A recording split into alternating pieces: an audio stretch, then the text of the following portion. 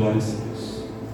A paz do Senhor, igreja, amém? Amém. Pode tomar o seu assento agora. Glória a Deus. Aleluia.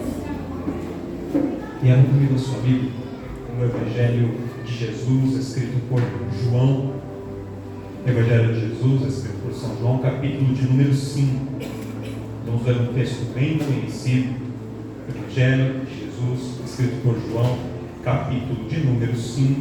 Nós vamos ler do verso 1 até o verso de número 15, para a honra e glória do nome do Senhor. Quarto livro do Novo Testamento, Mateus, Marcos, Lucas, João, capítulo de número 5, a partir do verso 1. Quem encontrou, dá uma glória a Deus. Glória a Deus. A leitura do texto diz assim, a epígrafe: a cura de um paralítico de Betesda. Verso 1. Depois disso havia uma festa entre os judeus, e Jesus subiu a Jerusalém. Ora, em Jerusalém há, próximo à porta das ovelhas, um tanque, chamado em hebreu Betesda, o qual tem 5 alpendres. Nestes jazia grande multidão de enfermos, cegos, coxos e paralíticos, esperando o movimento das águas. Porquanto um anjo descia em certo tempo ao tanque e agitava a água, e o primeiro que ali descia depois do movimento da água sarava de qualquer enfermidade que tivesse. E estava ali um homem que havia 38 anos se achava enfermo. E Jesus, vendo este deitado e sabendo que estava nesse estado havia muito tempo, disse: queres ficar são? E o enfermo respondeu: Senhor, não tenho homem algum que, quando a água é agitada, me coloque no tanque, mas enquanto eu vou, desce outro antes de mim. E Jesus disse: levanta-te, toma tua cama e anda. E logo aquele homem ficou são, e tomou a sua cama, e partiu, e aquele dia era sábado. Então os judeus disseram àquele que tinha sido curado: é sábado, não te é lícito levar a cama. Ele, no entanto, respondeu-lhes: aquele que me curou, ele próprio disse: toma a tua cama e anda. Perguntaram-lhe, pois, quem é o homem que te disse: toma a tua cama e anda? E o que fora curado não sabia quem era, porque Jesus se havia retirado em razão de naquele lugar haver grande multidão. Depois, Jesus encontrou-o no templo e disse: eis que já estás são. Não peques mais, para que te não suceda alguma coisa pior. E aquele homem foi e anunciou aos judeus que Jesus era o que o curara. E você diz amém. Amém. Irmãos, eu tinha preparado uma outra mensagem, uma outra palavra, mas eu me incomodava fortemente para compartilhar esse texto com vocês. E eu sei que esse texto ele é bastante conhecido, mas com algumas pesquisas que eu consegui fazer, encontrei alguns pontos bem interessantes até dessa história, que acrescenta aquilo que nós já sabemos, acrescenta alguns elementos, alguns fatos à história que nós já conhecemos, já contamos muitas vezes. E eu vou trazer para vocês esse conhecimento dessa parte histórica, arqueológica, apenas para enriquecer o seu conhecimento, mas depois disso, Deus tem, através dessa palavra conhecida, uma mensagem ao meu e ao seu coração. Então, quando você chega num ponto como esse, em que a igreja não está tão cheia de pessoas, em que muitas pessoas estiveram ausentes, em que talvez por causa do feriado, alguns tiveram compromisso, outros por enfermidade, enfim, mas eu quero dizer, você que veio aqui nesta noite, não aceite sair deste lugar da mesma maneira que você entrou. Deus tem algo no seu coração, Deus tem algo para pagar na sua vida, e você não vai sair daqui antes de receber tudo aquilo que Deus tem para entregar para você nessa noite. Aleluia. Os judeus comemoram basicamente 3 festas no ano, festas principais: a festa da Páscoa, a festa do Pentecostes e a festa dos Tabernáculos. Essa festa aqui, que está relatada no capítulo 5 do Evangelho de João, era a festa da Páscoa. Na festa da Páscoa, peregrinos saíam de todas as regiões aí circunvizinhas e se dirigiam para Jerusalém. Estava celebrando uma festa que durava 7 dias, uma semana de celebração e de comemoração. E todos se reuniam dentro de Jerusalém, eles entravam no templo, havia um momento do sacrifício, havia momentos de louvor e adoração, havia momentos de comunhão, havia diversas celebrações que aconteciam com muita gente na cidade. A população de Jerusalém nessa época da Páscoa, ela multiplicava-se muitas vezes, chegava a ter de 2 milhões a 2 milhões e meio de pessoas até em Jerusalém, para uma população que geralmente tinha por volta de 200, 300 mil habitantes no máximo. Então ela multiplicava quase 10 vezes mais o número de pessoas na cidade por causa da festa da Páscoa. E olha só que interessante, a festa da Páscoa, ela acontecia, todo mundo estava ali reunido na cidade, eles armavam as tendas, ficavam juntos, e eles subiam ao templo para poder ver os momentos do sacrifício e participar das celebrações que aconteciam dentro do templo. E todas as pessoas que iam para Jerusalém, elas iam para assistir à celebração do sacrifício dentro do templo. Só que, para você entrar dentro do templo, era necessário alguns requisitos, não era qualquer um que podia entrar. E uma pessoa que tivesse, por exemplo, uma enfermidade, que ela fosse paralítica, que ela fosse coxa, ela não tinha acesso ao templo. Não era permitido que uma pessoa com esse tipo de deficiência adentrasse as portas do templo. Então nós podemos entender que este homem aqui da nossa história, este homem que a Bíblia não dá o seu nome, mas diz que há 38 anos ele era coxo, ele estava ali à beira do tanque, ele era um homem que estava em Jerusalém, a festa estava acontecendo em Jerusalém, estava rolando uma festa tremenda em Jerusalém, mas esse homem estava do lado de fora da festa. A festa estava acontecendo, mas para ele não havia festa, para ele estava excluído, ele estava colocado de lado, ele via os outros celebrando, ele via os outros festejando, ele via pessoas comemorando, mas ele não tinha motivos para comemorar, ele estava colocado de lado, ele estava com uma deficiência, ele não podia participar. E quando Deus trazia essa palavra ao meu coração, Deus dizia assim: pergunta no meio da minha igreja, e eu vou perguntar: quem aqui que está no nosso meio, quem aqui que está aqui hoje dentro dessa igreja, já não sentiu alguma vez, em algum momento, que estava sendo excluído, que estava ficando para trás? Quem aqui muitas vezes já não sentiu que parece que a vida dos outros está andando e que a sua não, que parece que na vida dos outros as coisas estão acontecendo e que você está ficando para trás, que a porta para o outro abriu e para você não, que o ministério do outro está caminhando e você parece que está no mesmo lugar, que a vida familiar do outro está tudo se ajeitando e você ficou para trás, que muitas vezes não sentiu que ficou para trás. Este homem estava há 38 anos com uma situação, há 38 anos com um problema, que ele via os outros subindo e descendo, caminhando e andando, e ele permanecendo para trás. Mas o Senhor Jesus, que foi ao encontro daquele homem, ele me mandou aqui nesta noite para te dizer que esta noite é noite dele alcançar aquele que achou, aquela que pensou que estava esquecido, que estava esquecida e tinha ficado para trás. Deus manda dizer: pode o homem ter esquecido de você, pode a sociedade ter esquecido de você, mas eu me lembrei de você e eu vim ao seu encontro nessa noite.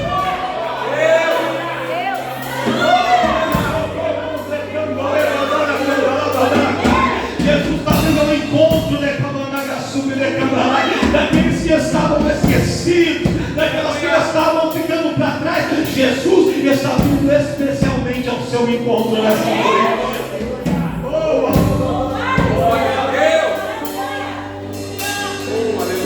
Pastor, por que você está falando isso? Porque no momento da festa da Páscoa, como a festa acontecia no templo, quase todos os viajantes que chegavam em Jerusalém, eles entravam pela porta principal da cidade. De Jerusalém era uma cidade cercada por muros, e Jerusalém tinha 12 portas, 12 pontos de acesso. E a porta principal, a porta dourada, que era na parte central da cidade, você entrava por ela e o caminho dela, saindo, partindo da porta dourada, dava acesso direto à escadaria do templo.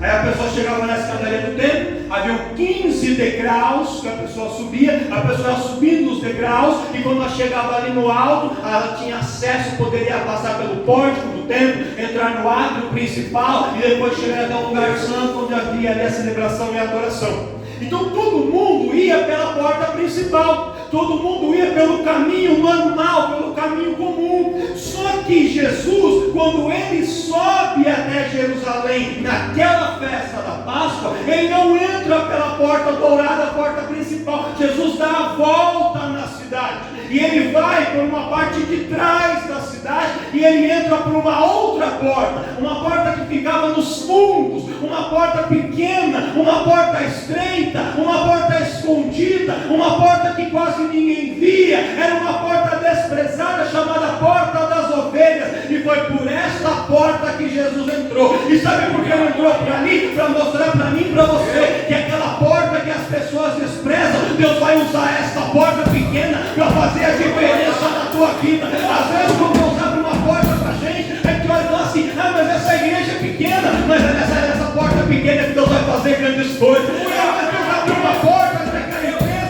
mas não é uma multinacional, uma empresa pequena, mas é nessa porta pequena que Ele vai mudar a sua história e vai fazer a diferença na sua vida. Às vezes, irmãos, a gente se preocupa com a aparência da porta, se ela é grande, se ela é bonita, se ela é dourada. Às vezes a porta que Deus abre, ela não é brilhante, ela não é dourada, ela não tem aparência, mas quando Jesus entra por ela, acontece algo novo, algo diferente, algo especial. Deus vai pegar coisas pequenas para fazer coisas grandes e especiais acontecer. Você acredita nisso? Você acredita? Você acredita?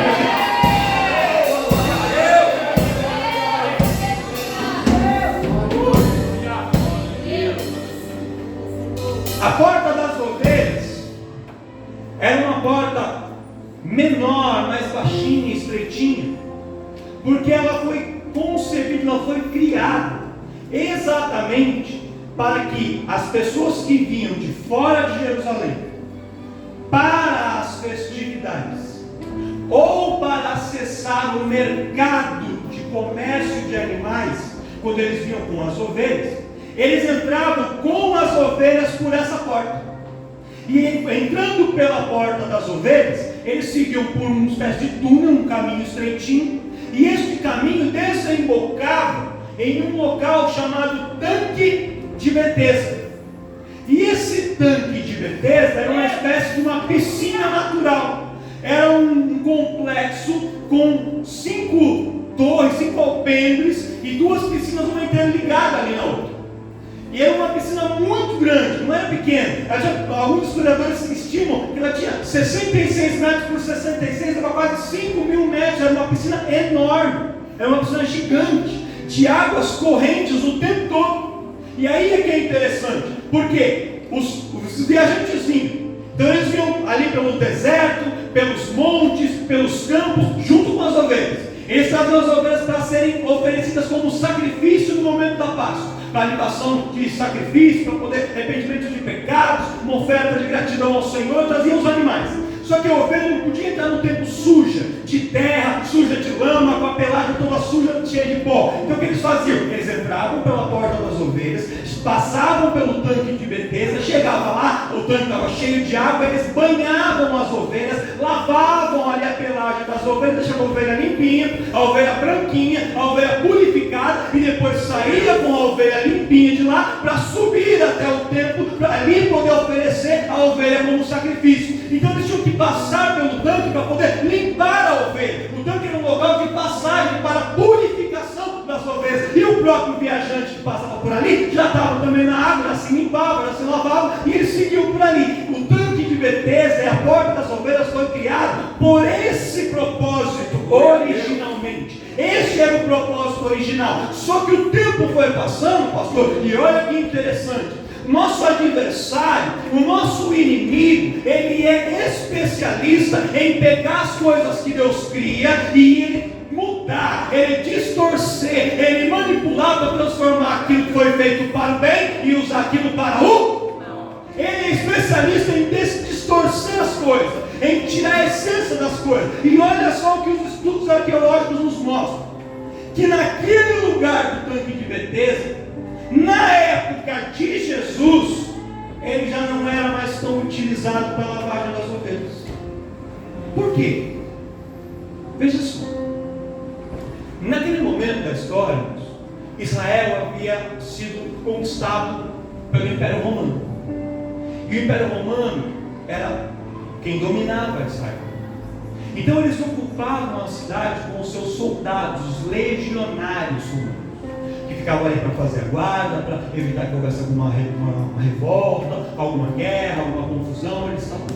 Então muitos moravam de fato na cidade, outros moravam nas regiões vizinhas e faziam a ronda, trabalhavam ali em Jerusalém, entrando e saindo. E aqueles cidadãos romanos, soldados romanos, eles tinham por hábito cultuar a um deus chamado Esculápio ou Asclépio. Que era esse deus? Esse deus Esculápio ou Asclépio, porque está com os dois nomes, ele era, segundo a mitologia deles, um deus com o poder de cura, um deus com o poder de curar. Ele era filho de Apolo, e desde o seu nascimento, quando ele nasceu, ele foi dado pelo deus Apolo para um centauro que o ensinou as artes da cura, as magias de cura, e ele curava e eles estavam mortos. Então os soldados romanos, como participavam de muitas batalhas e se feriam muito frequentemente nas batalhas, eles eram adoradores desse deus, e eles costumavam participar de rituais para poder, quando estavam enfermos, para pedir para esse deus curá-los.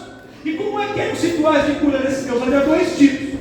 A pessoa entrava dentro do templo de Asclépio, os templos de Esculápio, e passava a noite, e durante o período da noite, quando amanhecia, ele estava curado. Essa era a crença deles. Ou outra crença, eles se banhavam em águas que Esculápio tornava como águas sagradas. Está entendendo isso? O tanque de Betesda era um local onde havia muitas águas, onde muitas pessoas passavam. Era uma porta, um acesso de entrada para a cidade.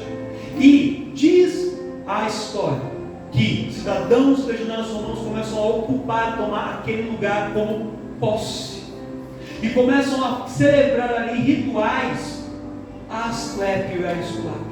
Então, quando se fala aqui no texto que de tempos em tempos as águas eram agitadas, e que de tempos em tempos quem descia ali era curado, essa cura não estava relacionada a Deus, estava relacionada a um outro Deus. As pessoas estavam ali sendo manipuladas e começando a acreditar que isso era realidade. E por isso muitas pessoas com as mais diversas enfermidades que tinham, cegos, mancos, coxos, surdos, mudos, iam até o tanque, acreditando que naquele tanque, quando Esculápio tocasse naquelas águas, as águas teriam o poder de curar e eles seriam curados. E a pessoa ficava lá, só que não acontecia. Por quê? Porque as águas tocadas por um Deus pagão não tem poder de curar. Somente quem tem poder de curar é o nosso Deus, o Deus Todo-Poderoso. Ele é quem cura, Ele é quem opera, Ele é quem faz milagre, Ele é quem muda a história, Ele é quem transforma, Ele é quem está no controle. Por isso que esse homem estava há 38 anos esperando algo que não aconteceu e não iria acontecer. Ele estava esperando 38, ia esperar mais 38, mais 58, mais 108, ia ficar lá e nada ia acontecer. Sabe por quê? Porque ele estava esperando que viesse a cura do lugar errado. E Deus manda dizer que tem pessoa esperando que a ajuda vai vir do lugar errado. Tem pessoa que não está confiando em Deus, e confiando em nomes, e confiando em tantas coisas. Deus manda dizer para você assim: nessa noite é noite de você depositar a sua fé, a sua confiança, a sua esperança no Senhor. Você não está entendendo, irmão? Você não está entendendo, irmã? Você está confiando nessa pessoa, você está confiando naquele que te prometeu, naquele que disse que vai estar junto com você, que vai te apoiar. Você pode contar com ele, você pode contar com ela. E faz anos que você está esperando e nada acontece. Para de confiar no homem, começa a confiar no Senhor, porque Ele é quem tem mudança e providência para a tua vida. Jesus sabia disso. E aí Jesus chega em Jerusalém. Ele podia ter entrado pela porta dourada, ido para o templo, celebrado a festa dele e voltado para casa. como talvez ele tivesse feito em todos os outros anos. Só que naquele dia, Jesus se moveu de íntima compaixão. E ele marcou no calendário dele que aquele era o dia para mudar a história de uma pessoa que estava precisando de Deus. Glória seja Deus. Queria que você me ajudasse a pregar, olhasse para um irmão do seu lado, para uma irmã do seu lado e dissesse assim: Deus marcou o dia de hoje para ter um encontro contigo neste lugar.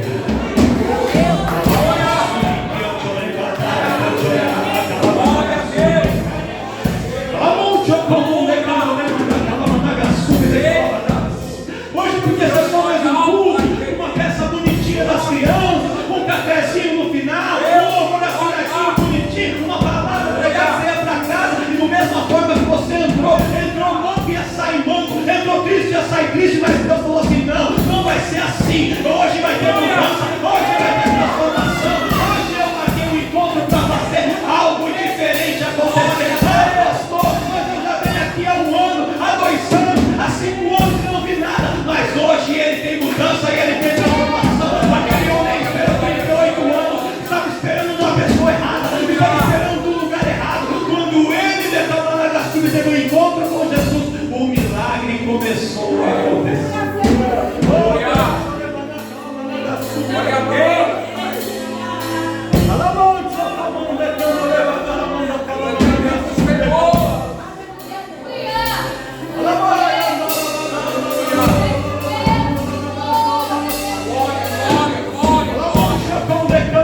Deus está enviando o anjo para casa de crente aqui nessa noite hoje.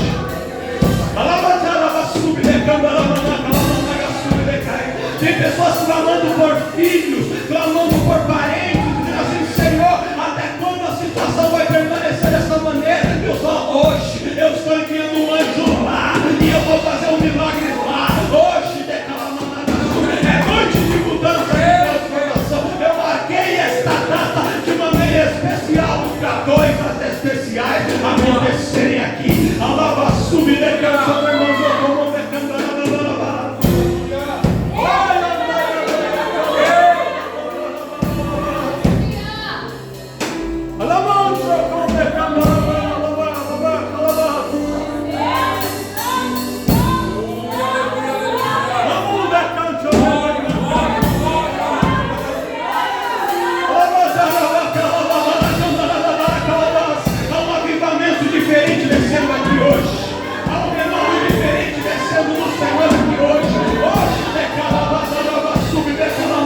Jesus vai ter encontros com crentes, com irmãos, com irmãs, com pessoas aqui. É a noite dos esquecidos de Deus serem encontrados e tocados por Ele.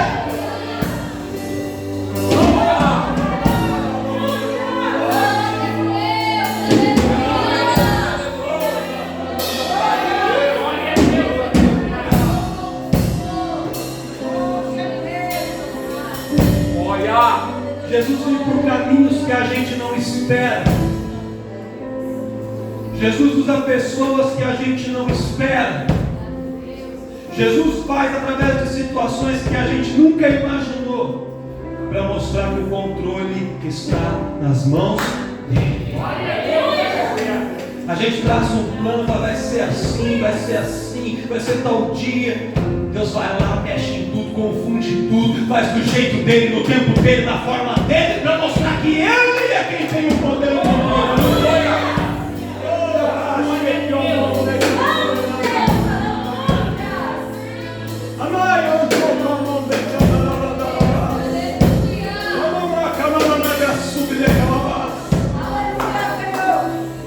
Deus está mandando dizer para pessoas aqui nessa noite.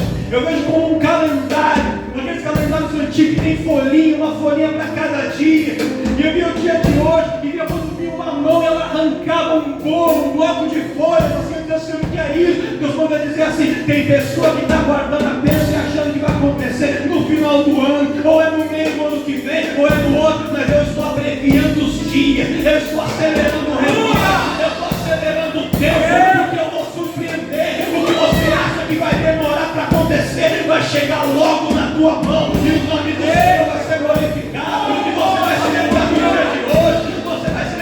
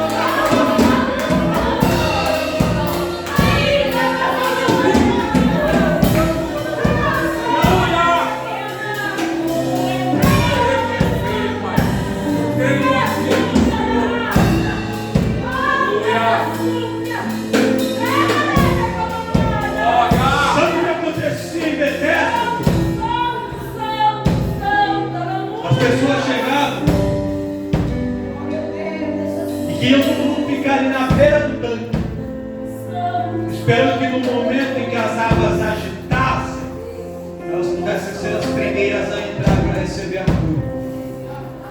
Só que era tanta gente que alguns conseguiram até ficar lá, passava a noite, ficava lá.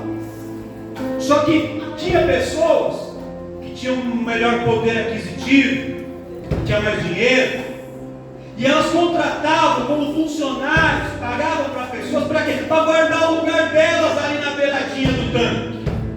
Aí o cara ia para casa durante o dia e à noite ficava alguém lá, pago, para guardar o lugarzinho dele na beira do tanque.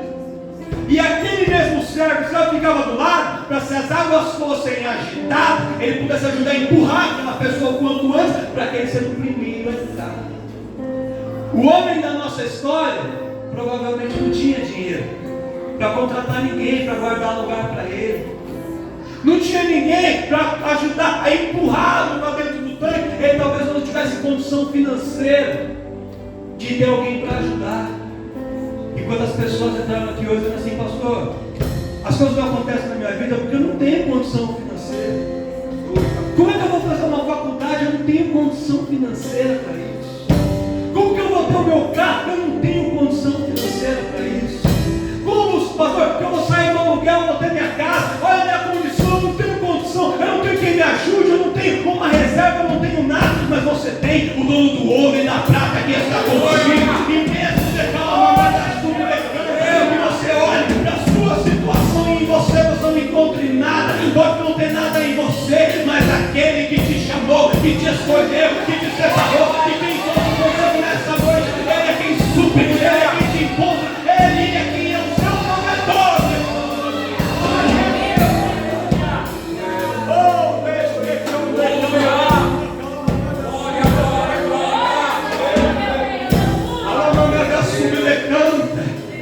Deus vai surpreender pessoas com milagres na parte financeira também aqui neste lugar. Haverá testemunhos do que Deus vai operar, creia.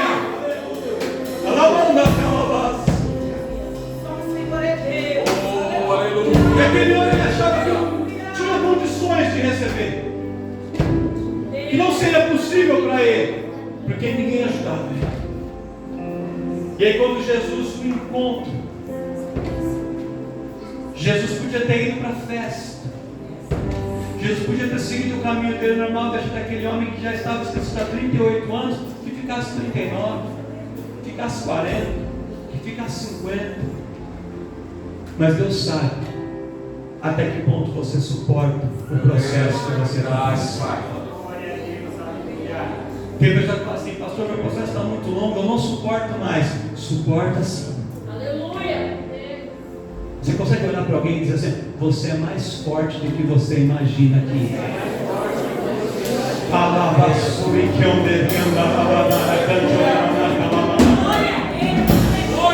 gente acha que é pequeno, que é fraco, que é frágil, mas Deus conhece a minha força, a tua força, Deus sabe o nosso limite. Se aquele homem esperou 38 anos, é porque Deus sabia que ele podia esperar 38 anos, como uma mulher que esperou 12 para ser curada.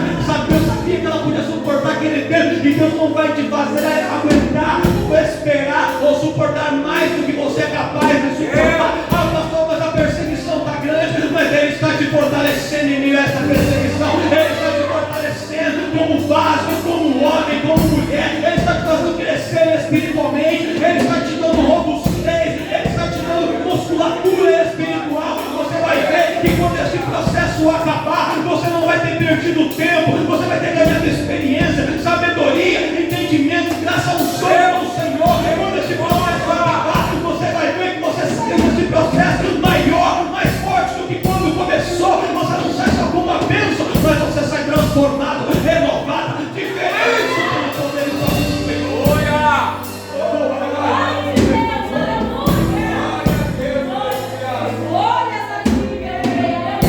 Tinha que ser naquele dia. Jesus passa lá, havia uma multidão de pessoas, mas Jesus olha para aquele homem, porque aquele dia era o dia dele. Hoje é o seu dia aqui neste lugar. Sobre a sua vida.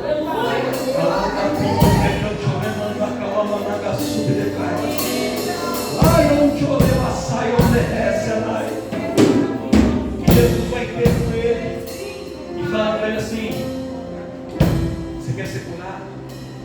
Ele falou: Jesus, isso aí é que toda vez que as águas são agitadas. E aqui tem um negócio interessante também que a história fala sobre as águas serem agitadas. Sabe qual é a explicação para isso? As águas do tanque, elas vinham de uma fonte. Então elas iam por aquela fonte, elas eram águas correntes. E ficavam sempre em movimento, porque como as pessoas entravam para lavar as ovelhas, tomar banho, ali, se por acaso ficasse a água parada, a água ia ficar encardida, ficar suja. Então as águas estavam sempre em movimento. Só que o fluxo de águas, ele era muito mais forte na época das festas. Por quê? Porque tinha muita gente. Então muitas pessoas iriam usar o tanque, muitas pessoas iriam se lavar, as águas iam ficar mais sujas. Então o que se fazia? Na boca da fonte eles liberavam um fluxo maior de água. Aí vinha aquela enxurrada de água. E aí quando vinha enxurrada de água mais forte, quando diminuía o número de pessoas, eles tapavam parcialmente ou totalmente a boca da fonte e ali as águas paravam. Então esse movimento de liberar a fonte ou fechar a fonte fazia com que a correnteza ficasse mais forte ou mais fraca e as águas ficavam agitadas. Não tinha milagre, era um movimento natural. Era algo normal, mas quando a gente está precisando de uma bênção, irmão, a gente começa a buscar em todo lugar. Alguém fala que o fulano lê mão, a pessoa vai. Fala que no horóscopo ajuda a se consultar, a pessoa vai. Fala que no Google tem a resposta, a pessoa vai. Fala que ali tem um profeta que revela o CPF, o RG, não sei o que, a pessoa vai. Fala que isso funciona, a pessoa faz. Fala para benzer, a pessoa faz. Fala para fazer espaço, a pessoa faz. E a pessoa vai procurando em todos os lugares, mas a sua cura, a sua resposta, a sua bênção vai vir só de um lugar, do encontro com o mestre. Quando o mestre te encontrar, um milagre vai acontecer na tua vida. Jesus, eu não tenho ninguém que me joga, eu não tenho ninguém que me coloca no tanque. Jesus falou, são as minhas, Jesus não falou assim, são as minhas palavras, mas é mais ou menos assim, eu não estou te perguntando isso. Eu não te perguntei quanto tempo você está aqui, porque eu já sei. Você sabia que Jesus conhece a sua história, o seu sofrimento? Ele sabe o tempo que você está passando por isso.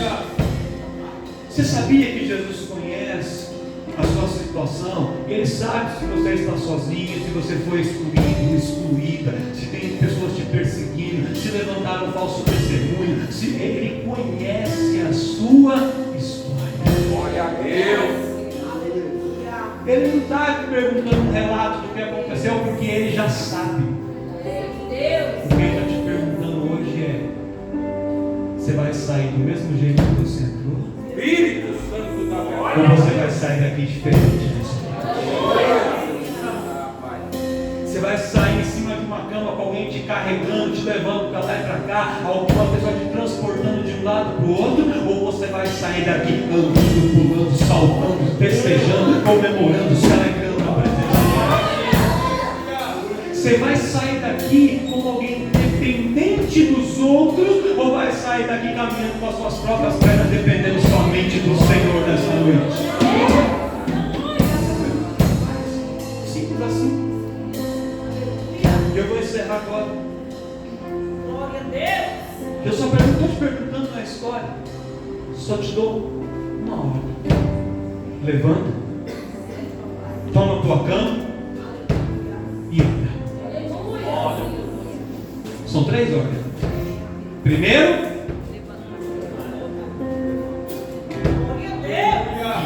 chega de pessoa dentro da igreja de cabeça baixa, se arrastando, rastejando por baixo.